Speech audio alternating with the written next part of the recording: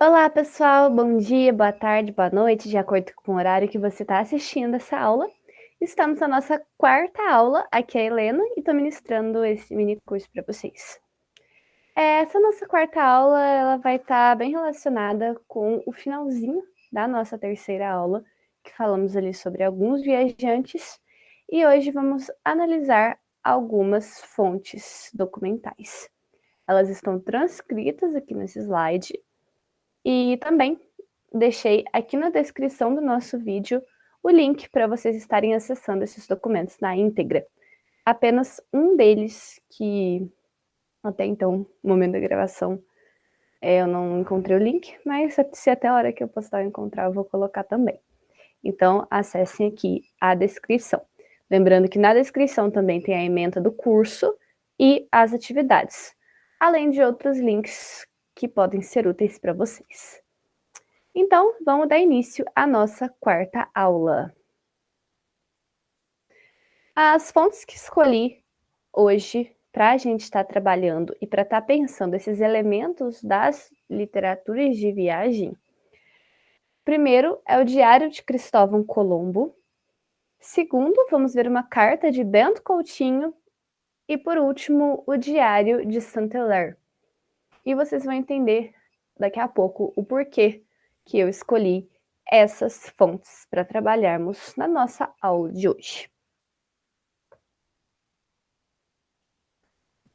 Dando sequência, antes da gente adentrar de fato nessas fontes, nesses documentos, eu trago aqui algumas questões. Não são apenas questões para vocês pensarem durante essa aula, mas são questões também para vocês carregarem para a vida. Sempre que forem analisar algum documento, alguma fonte primária, ou até mesmo alguma fonte secundária, é muito importante questionar a respeito daquela produção do material que você está lendo. Então, questione tudo. Por quê? Porque o que você vai fazer ali no seu trabalho de pesquisa histórica, na sua escrita, não vai ser apenas o sentido literal do que está na fonte, mas todo o contexto em que essa fonte foi produzida. Então, claro que podemos fazer inúmeras questões em cima de determinada fonte, mas aqui eu tenho algumas que eu acredito que têm muita importância. Vamos estar respondendo elas aqui na aula de hoje, durante a análise desses documentos, mas convido vocês também a estarem respondendo para vocês mesmos, não precisa mandar para mim, essas questões ao longo da leitura dessas fontes e de outras que vocês possam ter contato. A primeira, né, seria quem é ou quem são os viajantes. Aqui eu coloquei viajantes porque são as fontes que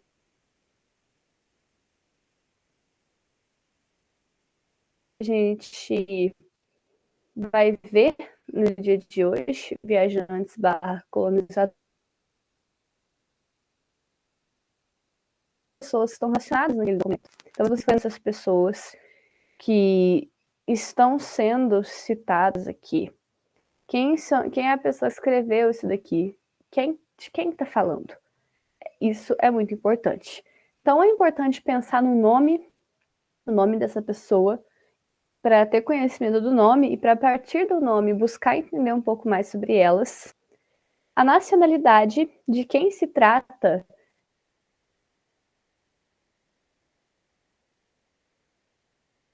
De onde veio essa pessoa?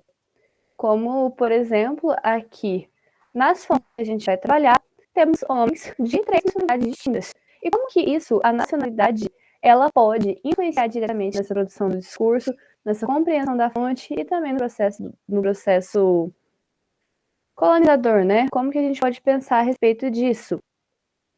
E isso também para questionar a respeito de outros agentes que a gente pode perceber também nas fontes. E a posição social. Que posição social, pegando de uma forma bem genérica, mas seria muito no sentido de pensar quem são essas pessoas. A gente está falando ali, por exemplo, de um viajante, estamos falando de um bandeirante, de um explorador, de um colonizador. Estamos falando de escravizados, de libertos, de indígenas, de homens, de mulheres. Quem estamos falando? Qual que é a posição social? No caso das pessoas brancas vindas da Europa, seus descendentes. Estamos falando ali de alguém que faria parte de uma nobreza europeia ou não? Então, tudo isso é muito importante, porque a partir do momento que você entende tanto quem está presente naquele relato, quanto quem escreve, te dá uma outra dimensão daquela fonte.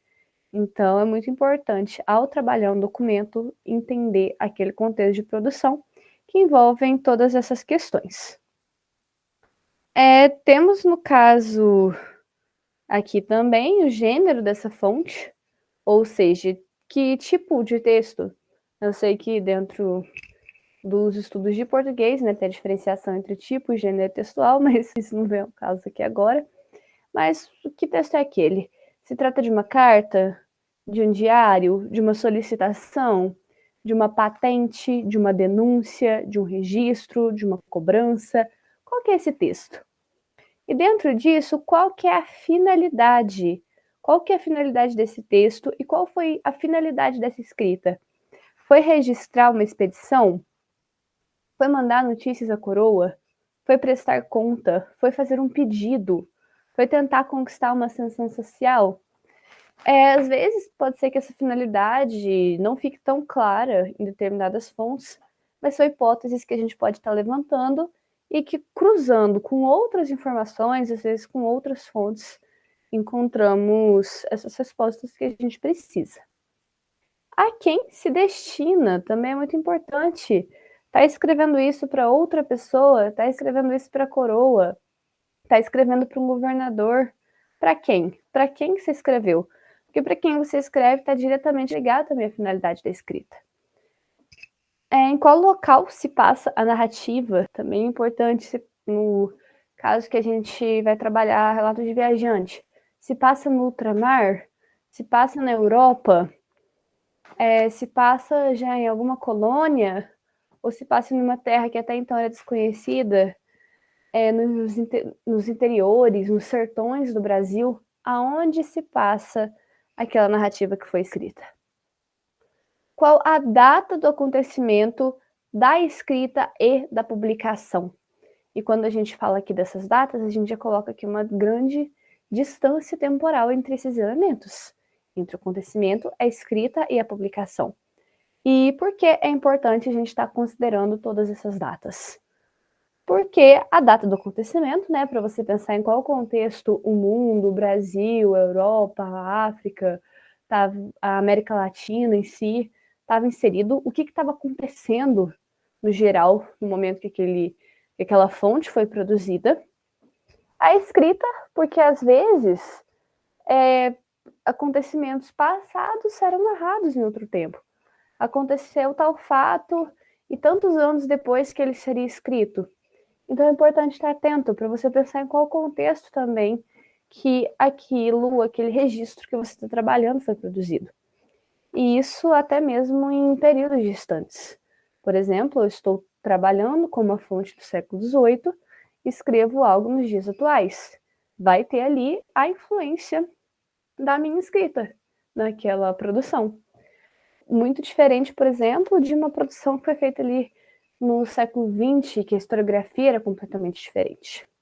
Então, nesse caso da escrita, é importante pensar tanto num escrivão que narrou um acontecimento em um tempo próximo, quanto na escrita de quem analisa e de quem trabalha determinada fonte. E também da publicação. Isso muito conta no caso, por exemplo, de fontes transcritas. Foi encontrado um compilado de documento, essas fontes foram transcritas e publicadas. É importante pensar no momento dessa publicação, porque às vezes algo pode influenciar. Não quando a transcrição é feita ali de forma muito literal, mas às vezes em notas que são acrescentadas à obra e tudo mais. Então é importante a gente estar atento a todos os elementos, não só do período em que aconteceu, mas também do período em que foi escrito e publicado e estudado, além de pensar quem são aqueles estudiosos que analisaram essas fontes. E qual o contexto da publicação, né? Que seria o que eu comentei. Então, acho que eu posso ter falado até um pouco rápido, trouxe muitas questões aqui. Depois vocês pensam com calma, anotem e guardem para vocês essas questões, para sempre que for feita ali uma pesquisa documental e uma pesquisa histórica em geral. Então, agora a gente vai adentrar nessas fontes documentais que eu trouxe, para a gente tentar colocar um pouco na prática essas interpretações e pensar também qual que era o contexto e como que esses registros influenciaram até mesmo no imaginário histórico e na historiografia. Passando aqui para o próximo slide. Está carregando. Nossa fonte número 1. Essa é a nossa primeira fonte. Como vocês viram lá no slide anterior, é uma fonte Cristóvão Colombo, da sua chegada às Américas. Então, esse é um trecho do Diário do Cristóvão Colombo, em especial do dia 12 de outubro, que foi o dia em que ele chegou, né, em terra na América. Eu acho bem interessante esse registro, né, esse trecho do diário, para pensar um pouco essa primeira impressão, a chegada no continente. E com também a problematização, que é o que a gente vai buscar fazer aqui. E recomendo que vocês vão pensando junto comigo, que vocês vão traçando reflexões, porque no nosso tempo de minicurso, com certeza não é suficiente para todas as reflexões que a gente pode ter em torno dessas fontes. São fontes riquíssimas, assim, no sentido de conteúdo, que dá para problematizar muita coisa. Mas, vamos lá. Diz ele, no caso, o Cristóvão Colombo, que um detalhe importante aqui nessa fonte é que é o diário de viagem do Colombo, porém não foi escrito por ele. Ele tinha um escrivão que escrevia de acordo com as palavras dele. Isso, né, é o que diz. Mas é importante, talvez, pensar até mesmo na própria subjetividade do escrivão. Mas vamos sequência. Diz ele, no caso Colombo, porque nos demonstraram grande amizade, pois percebi que eram pessoas que melhor se entregariam e converteriam a nossa fé pelo amor e não pela força. Dei a algumas delas uns gorros coloridos e umas miçangas, que puseram no pescoço, além de outras coisas de pouco valor, o que lhes causou grande prazer e ficaram tão nossos amigos que era uma maravilha. Então, aqui falando do primeiro contato com os povos originários que ele encontrou no litoral. Então, a gente pode perceber, né, alguns elementos aqui quanto à questão da fé. Foi um primeiro ponto que ele trouxe fortemente aqui, a questão da conversão. Então, que essa primeira impressão ela poderia estar diretamente ligada a todo aquele imaginário que se existia quanto à salvação daqueles povos sem fé, que também era muito presente na América Espanhola. Lembrando que esse aqui é um trecho, né, desse dia. Tinha uma parte anterior, mas esse foi o trecho que eu escolhi. O link completo está na descrição do vídeo, que vocês podem ler, que tem várias informações a se pensar. E aqui a gente também, né, vê um destaque de outras coisas de pouco valor, que lhe causou grande prazer. Então isso aqui pode denotar, tipo, um caráter muito de humildade, deu umas coisas que não valiam nada, e mesmo assim eles ficaram felizes, que pessoas legais, né, falando assim no sentido da ironia. Depois, vieram nadando até os barcos dos navios onde estávamos, trazendo papagaios e fio de algodão em novelos e lanças, e muitas outras coisas, que trocamos por coisas que tinham. Não andam com armas, que nem conhecem, pois lhe mostrei espadas que pegaram pelo fio e se cortaram por ignorância. Então aqui, gente, nesse pequeno trecho, a gente já consegue perceber todo um estereótipo que, de certo modo, às vezes perdura até os dias atuais sobre os povos indígenas, que seria esse estereótipo muito ligado a coisas exuberantes da natureza, também é uma certa ingenuidade quase ligada à ignorância, como nas próprias palavras que a gente percebe aqui. Então, a gente tem que pensar também que essa descrição no Diário do Colombo, ela também está ligada à impressão que o Colombo teve, e não apenas à sua sincera expressão ou à sua sincera percepção, mas também ao que ele queria mostrar para a coroa espanhola. Então aqui também tem que pensar qual que era o interesse dele, o que ele queria mostrar, dar destaque a esses elementos. Não tem nenhum ferro. As suas lanças são de vara sem ferro, sendo que algumas têm no cabo um dente de peixe e outras uma variedade de coisas. Todos, sem exceção, são de boa estatura, altos no caso, e fazem gesto bonito, elegante. Vi alguns com marcas de ferida no corpo, e por gestos perguntei o que era aquilo. E eles, da mesma maneira, demonstraram que ali aparecia gente de outras ilhas das imediações com a intenção de capturá-los e então se defendiam. Então, olha, bem preciso, muito nos detalhes, a questão de comunicação por gestos, mostrando uma solicitude, em estar se explicando. E também nessa questão dos gestos é o que eles, ali que haviam acabado de chegar, compreendiam dos gestos que esses povos faziam a eles. E eu achei e acho das mediações, com a intenção de capturá-los e se defendiam. E eu achei e acho que aqui vem procedentes da terra firme para levá-los para o cativeiro. Terra firme seria o continente, porque até esse momento, né, não se tinha dimensão do continente americano. Então, seria nesse sentido. Devem ser bons serviçais e habilidosos, pois noto que repetem logo o que a gente diz, e creio que depressa se fariam cristãos. Me pareceu que não tinham nenhuma religião. Então, voltando naquele ponto que eu havia comentado, né, a respeito da religiosidade, do caráter salvador e tudo mais. E aqui ele também já faz uma referência ao serviço. Pensando em quem estaria lendo esse documento. Já é um pequeno sinal na questão de se pensar nesses povos como trabalhadores também. Trabalhadores, né, barra regime de servidão. Eu, comprazendo a Nosso Senhor, levarei daqui, por ocasião de minha partida, 6 deles para vossas majestades, para que aprendam a falar. Não vi nessa ilha nenhum animal de espécie alguma, a não ser papagaios.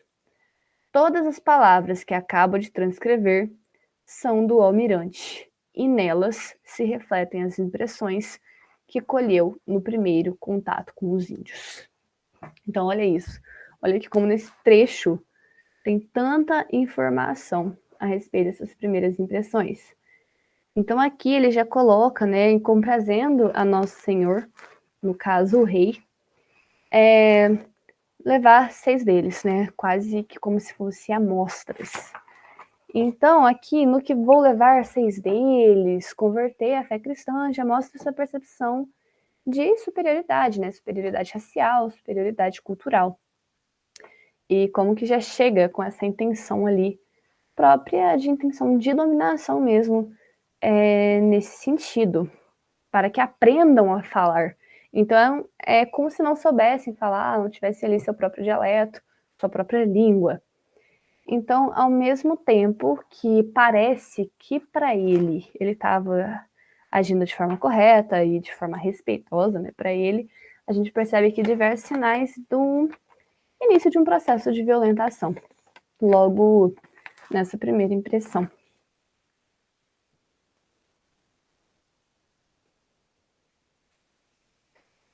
Aqui, né, é a continuação.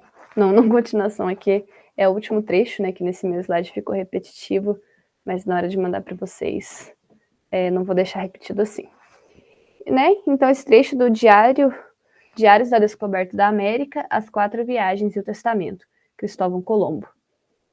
Tradução de Milton Persson, introdução de Marcos Farman e notas de Eduardo Bueno. E esse trecho que eu trouxe para vocês está na página 44 e 45. Quero saber de vocês também. Não vou tanto adentrar, até por causa do tempo da aula e tudo como eu havia comentado.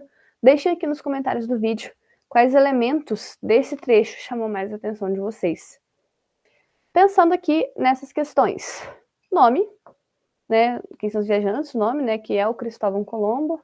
E a gente tem ali a presença também de das pessoas que estavam com ele.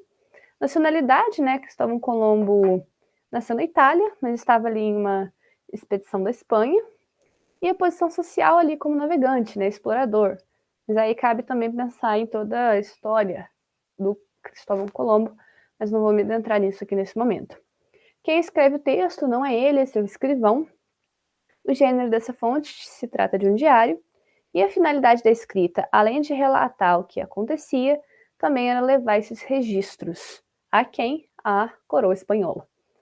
Em qual local se passa a narrativa? Então, no diário a gente tem todo o período de narrativa no ultramar, pelo Atlântico, mas no caso aí foi no momento da chegada ao continente. A data do acontecimento, né, 1492, 2 de outubro, da escrita, acredito, assim, que foi próximo, né, próximo do acontecimento, e da publicação varia muito, que houveram diversas publicações desse diário. E o contexto da publicação, né, varia muito também, de acordo com a publicação que está sendo analisada. Então, sobre essa fonte aqui, a gente nota que é uma fonte ali bem do nascimento do processo colonizador nas Américas, digamos assim. E a gente vai pensar também como que ela se diferencia das outras fontes que a gente vai analisar.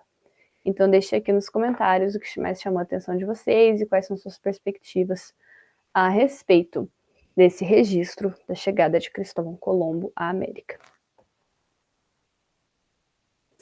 Nossa segunda fonte, ela tem um caráter diferente. Além dela ser de um período temporal bem posterior à nossa primeira fonte analisada, ela também se trata de uma carta. Uma carta para mencionar, relatar a descoberta de pintas de ouro na região de Ayuruoca, que é a região que eu trabalho na minha pesquisa. Mas que aqui a gente vê elementos bem interessantes também para pensar nas características desse tipo de registro.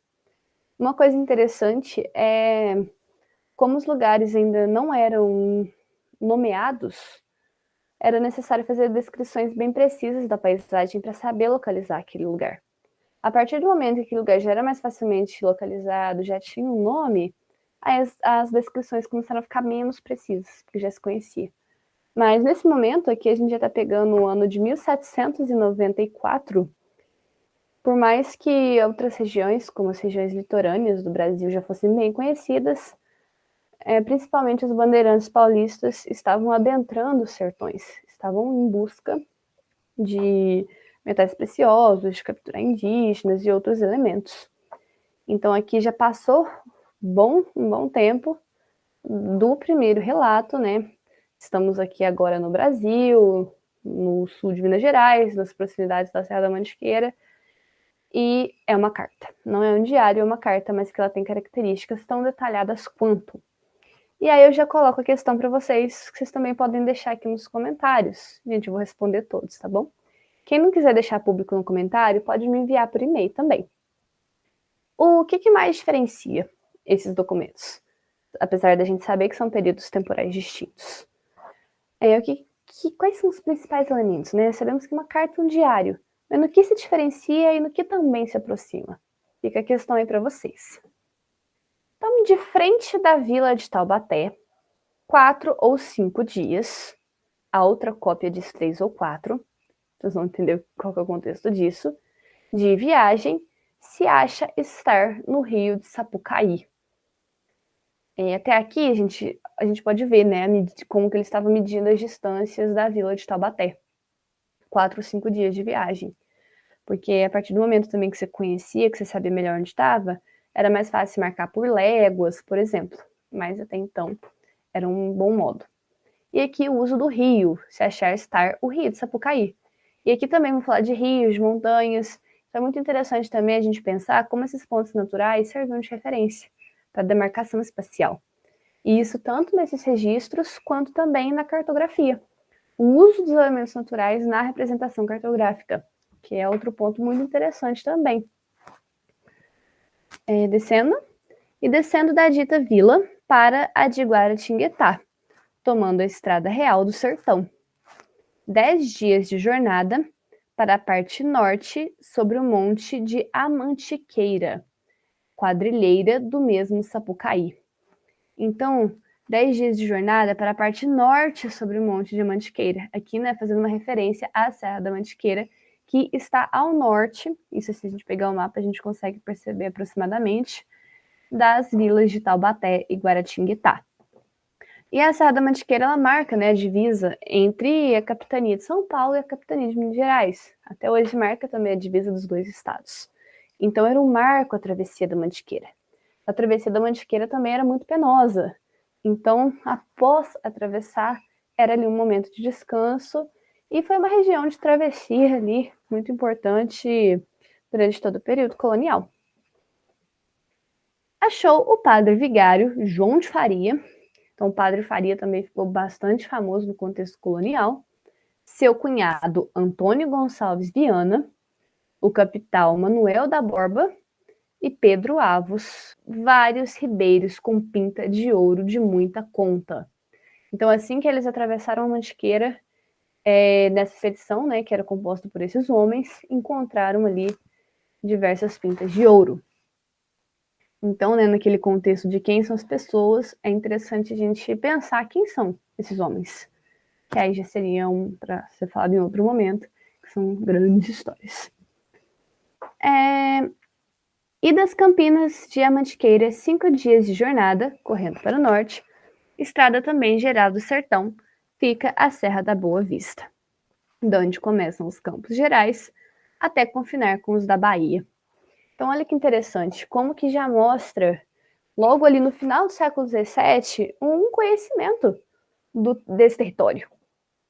Um conhecimento de estradas, de rotas, e já encontrando pintas de ouro ali no pé da Mantiqueira, sendo que, por exemplo, foi aproximadamente no mesmo período que se encontraram ouro em Mariana e Ouro Preto, que se tornaram os pontos de maior relevância de Minas Gerais. Então, um período bem antigo mesmo. E da Serra da Boa Vista até o Rio Grande são 15 dias de jornada, né? Marcando também o tempo aqui a partir de dias. E o Rio Grande também é um importante ponto de referência ao se estudar essa região, cujas cabeceiras nascem na Serra de Juruoca, as cabeceiras do Rio Grande. Então, a própria freguesia de Airuoca, ela, que é um objeto de estudo, tem várias denominações. Então, em diversos documentos a gente encontra grafias diferentes para se referir a esse local. E o Rio Grande é um grande marco assim para pensar nessa delimitação territorial. De frente dos quais cerros até o Rio dos Guanhãs e o Monte de Ebitipoca tem 10 léguas, pouco mais ou menos de circuito. Então aqui o Rio dos Guanhãs, até o momento a gente está adentrando na pesquisa a respeito disso, muito por conta dos Guanhãs, né? Porque tinha os Guanhãs, os povos Guanhãs. Então pensar quem eram esses povos. E o Monte de Ebitipoca. O Monte de Ebitipoca seria Ibitipoca. Ibitipoca teve também sua relevância ali, que fica em Minas Gerais, entre o sul de Minas e a Zona da Mata. Então hoje tem o povoado, o distrito de Ibitipoca, que pertence à cidade de Lima Duarte e atualmente é um roteiro turístico bem famoso aqui na região por conta das pessoas que gostam de trekking, cachoeiras, trilhas e essas coisas. Mas Ibitipoca também é um nome de origem indígena, assim como Airuoca e Guanhãs. Toda essa planície com cascalho, formado de safiras e de frente do mesmo cerro de Juruoca para a parte da estrada. Airuoca está bem próximo ali à divisa, né? Tanto com São Paulo quanto com o Rio de Janeiro. Caminho do oeste, pouco mais ou menos, estão umas serras escalvadas, na qual achou o dito padre vigário safiras nativas e vieiros de pedras cavucadas. Então, olha aqui, encontrando o minério, né, nesse lugar. Entre esta distância estão muitos montes escalvados pelos campos e muitos rios. E em um desses montes, que se chama Baipendi, se suspeita haver metal, pela informação que deixou defunto Bartolomeu da Cunha. Baipendi também se tornou uma importante freguesia e vila ali no século XVIII, e a palavra Baipendi também é de origem indígena e significa clareira na mata. Então esse nome se dá por ser um ponto mais leve após a travessia da Serra da Mantiqueira. Inclusive por lá se passou o caminho velho da Estrada Real. E adiante, passando o rio Igaraí, que tem Igaraí com Y, né, na outra cópia, e hoje é conhecido como também Ingaí e Angaí, lá em Eruoca, né, o rio passa por lá perto, se achara uma campina dilatada de minas de cristais finíssimos. E indo fazendo a mesma derrota, se acharão muitos morros, escalvados e campos gerais, cujos morros mostram terem a ver para muitas experiências que se têm feito, que por falta de mineiros não se sabe o que é, tendo os ditos campos muito férteis de toda a caça. Então, além do encontro de minérios, também a fertilidade no campo e também no sentido da caça. E isso se caracteriza porque, como que a gente pode olhar em documentações posteriores, essa região, Baipendi, Eruoca, até Ibitipoca, teve uma mineração bastante escassa em comparação a, por exemplo, Mariana e Ouro Preto. Teve ali a prática mineradora, isso é fato, mas também se desenvolveu muito a partir da agricultura e da pecuária de diversas fazendas, até mesmo no caráter de abastecimento de viajantes que atravessavam a serra. Esse texto, né, esse documento, né, existe a carta, mas ela foi publicada por Orville Derby no livro Os Primeiros Descobrimentos de Ouro em Minas Gerais. Não no livro, né? Na revista do Instituto Histórico e Geográfico de São Paulo, Os Primeiros Descobrimentos de Ouro em Minas Gerais, volume 5, 1899 e 1900. Então, olha, nessa época, ali na virada do século, essa carta foi publicada nessa revista. São Paulo, tipografia do Diário Oficial, 1901. E essa carta está nas páginas 268 e 269. Então, a gente vê também para se pensar nessas questões que eu coloquei aqui anteriormente, no sentido dos nomes, né, como eu já havia comentado, quem eram, nacionalidade, no caso ali portugueses e descendentes de portugueses. Quem escreve o texto foi Bento Coutinho, ele quem escreveu o texto narrando essa situação, esse acontecimento. Se trata de uma carta, essa carta ela foi para o governador da capitania para informar esses achados e com essa finalidade, a finalidade não só de informar que encontrou, mas também de dar mérito aos exploradores que ali chegaram. E a partir disso, né, a partir disso só apropriação do solo e exploração. Então, assim como eu falei da outra fonte, da fonte número 1, fiquem à vontade para ou aqui, nos comentários ou no e-mail, comentar o que vocês encontraram, o que chamou a atenção nessa nossa segunda fonte. Hoje nossa aula vai passar um pouquinho, dos 30 minutos, mas depois a outra aula vai ser mais curta, porque eu acho muito importante a gente terminar aqui essa discussão. Então, né, eu coloquei aqui embaixo também, né, bandeira de Padre Vigário João de Faria Fialho, seu cunhado Antônio Gonçalves Viano, capitão Manuel da Borba e Pedro Avos, datada de 29 de julho de 1694. A gente acha que anteriormente, no começo foi para vocês 794, mas perdão, é 1600, século XVII. Enviada por Bento Correia de Souza Coutinho a Dom João de Lencastre, na época governador-geral do Brasil. Então é importante também pensar nesse contexto, como que se deu o governo de Dom João Lencastre. E por fim, a nossa terceira fonte que a gente vai estar analisando nessa quarta aula já é de um tempo mais para frente, ela já é do século XIX.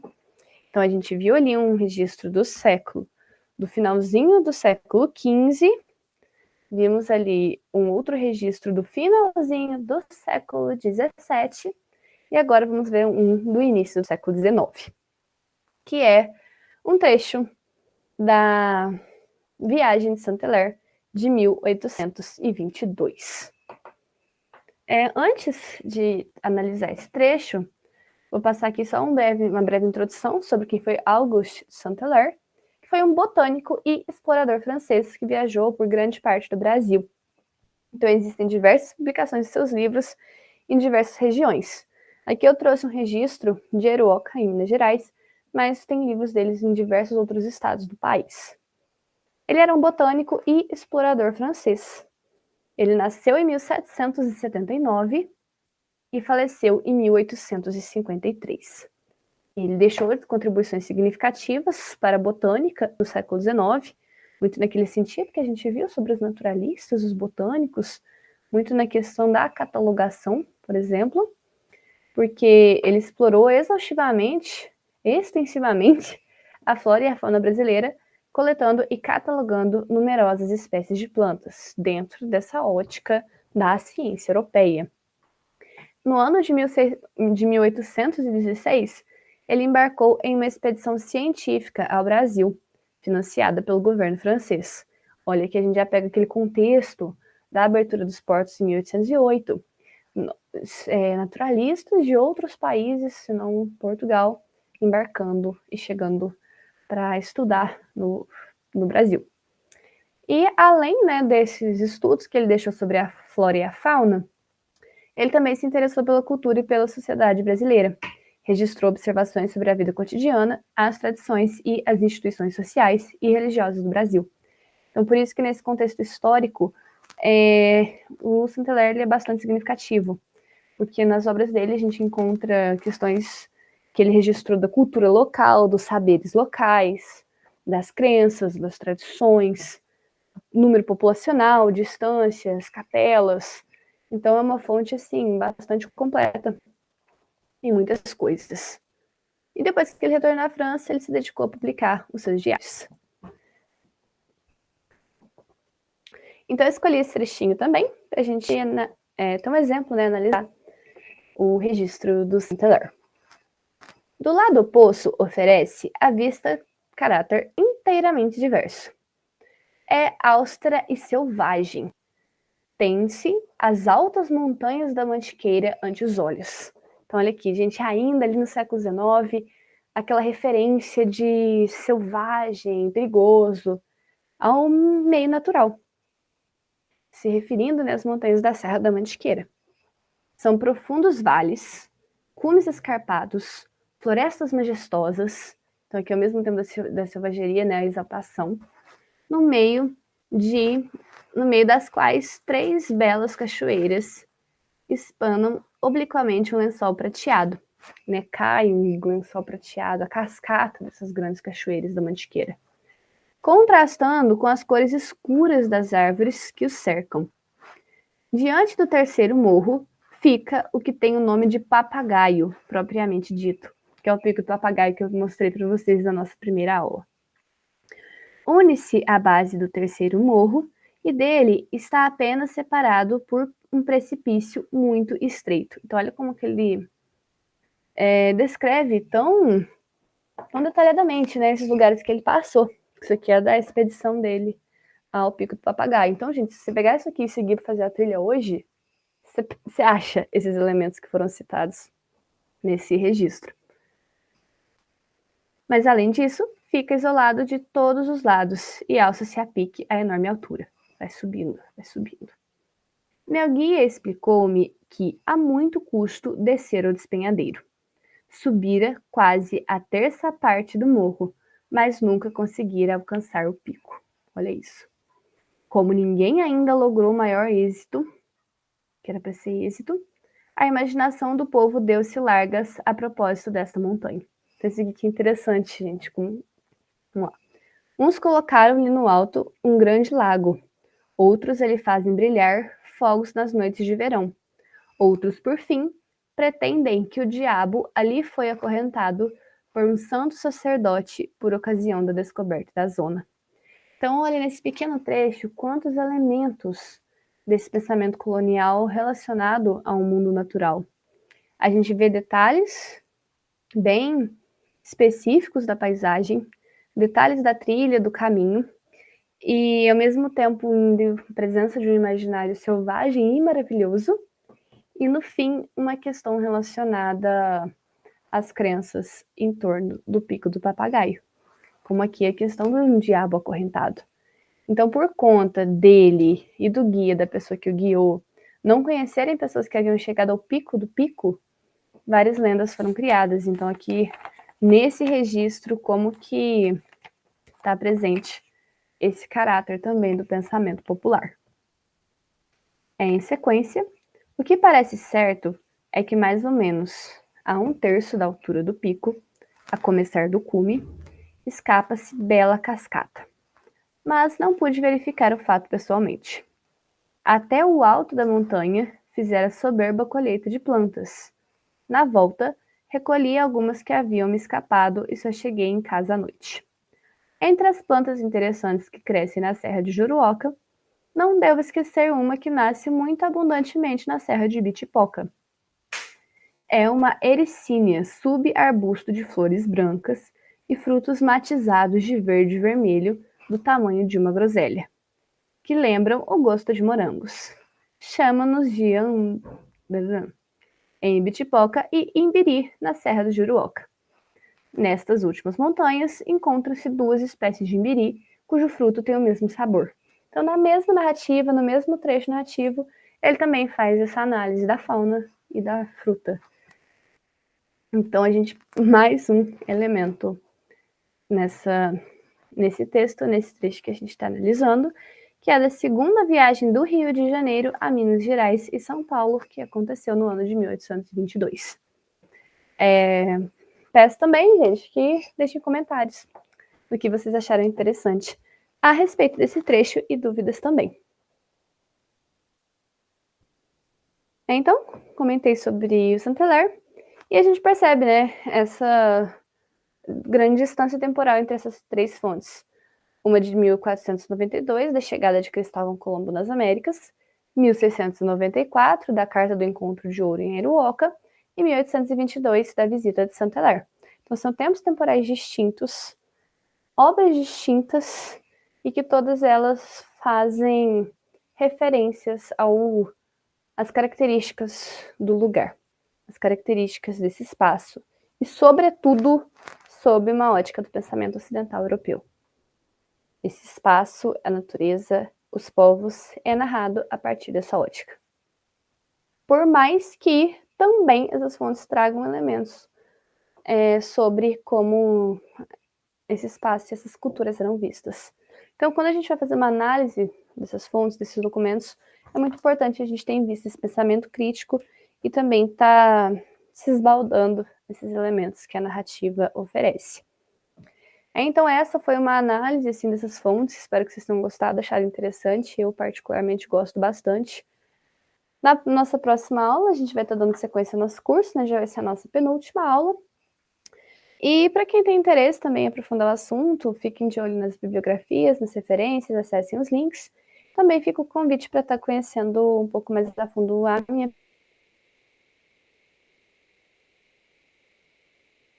pesquisa, que tem muito sobre toda essa questão. Instagram, Raiz de Carvalho, mas é sobre mais Carvalho de cidade. No meu Instagram pessoal, eu costumo compartilhar várias imagens de fontes e mapas, cartografia do que eu estou estudando ali. Não sou blogueira, né, pessoal, mas fiquem à vontade também para estar adicionando. E o meu canal no YouTube, que é esse canal aqui que vocês estão assistindo os vídeos, que eu posto vídeos sobre a cidade em si, mas também sobre pesquisa, mestrado, doutorado e sobre essas coisas aqui. Então é isso, gente. Então até a nossa próxima aula, até a nossa 5ª aula. Essa nossa aula de hoje, ela foi mais extensa do que as outras, mas a próxima vai ser mais curta. É isso, e até a 5ª aula. Obrigada, gente, e se cuidem.